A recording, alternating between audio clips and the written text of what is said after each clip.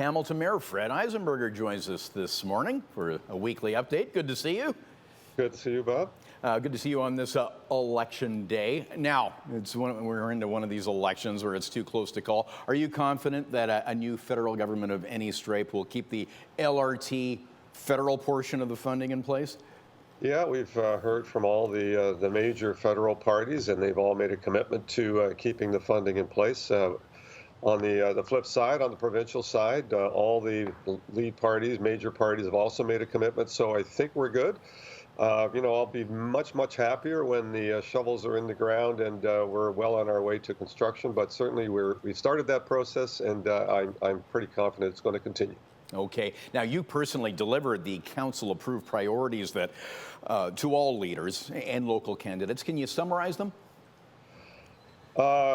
Quickly, it's climate change, it's housing and homelessness, it's infrastructure, costs, and providing funding for additional infrastructure like transit and public transit.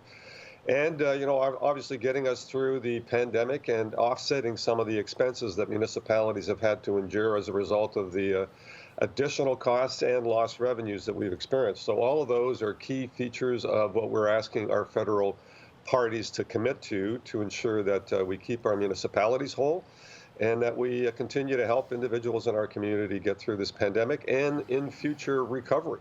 And that's certainly going to be a very key issue as we come out of this pandemic.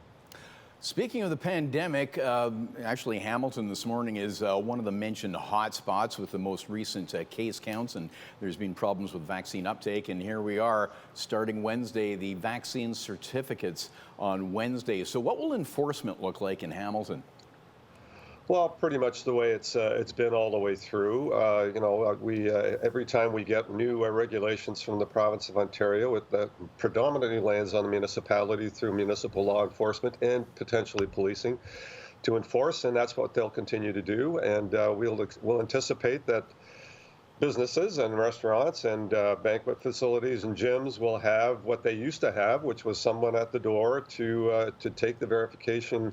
Vaccine verification status and IDs, and make sure that they're verified before people can enter the premises. And we're going to do the same at our city facilities as well, and all of our rec centers. All of them will require individuals to show proof of vaccination and ID before they can actually get access to our facilities. So that's starting on Wednesday, and I think the enforcement regime will be as it's always been. We'll educate and try and get compliance, and if that isn't possible, then some fining will ensue. Okay. We've had, of course, some unfortunate incidents in the province with protesters in front of hospitals. Is the city considering making space for protesters in an area where hospital staff and patients can feel safe? Well, we've been fortunate in Hamilton. We haven't had protests directly in front of hospitals, and so that's a good thing. We haven't really considered that. What we have encouraged people to do is, go to your traditional protest areas, either in front of City Hall. Some folks, fashion Gore Park as a place where they would like to protest with, reasonable numbers, following all the rules and making sure that they're nonviolent, peaceful protests. Doing it in front of hospitals is exactly the wrong place for anyone to protest anything, quite frankly, let alone anti-vax. So, we've got individuals there that are either trying to get health care or trying to get in to provide health care, doctors and nurses, and we should not be impeding them in any way, shape, or form. So we encourage people to protest in the traditional protest places, and certainly City Hall is a very popular spot and can accommodate lots of folks that want to get their message across. That's true. The room is certainly there out front. Before we go, Hamilton nicely positioned for attracting big business with its location and other amenities, but one issue is the lack of Class A office space to attract big business. Is anything being done to address that and the ability to attract corporate headquarters? Yeah, that's certainly something we're focused on. We don't have a quick magic bullet answer to turn that around in the space of a short period of time. But it's something that our economic development team continues to focus on. I think we are well positioned.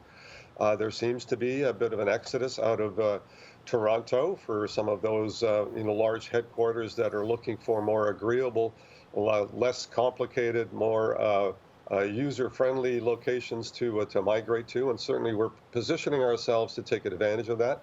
And so we have to look at where the opportunities are to turn some of the, office space into Class A office space. And there are some developers that are looking to provide that Class A office space, and we certainly want to continue to work with them so that they can do that. With the appropriate permits and timelines and efforts to actually attract the kind of businesses and headquarters that we think are useful for Hamilton. Okay, that's our time. But hey, thanks for sharing your time with us, and happy Monday, Hamilton Mayor Fred Eisenberger. Happy Monday, happy Election Day. Get out there and vote. We got some good voting weather coming up.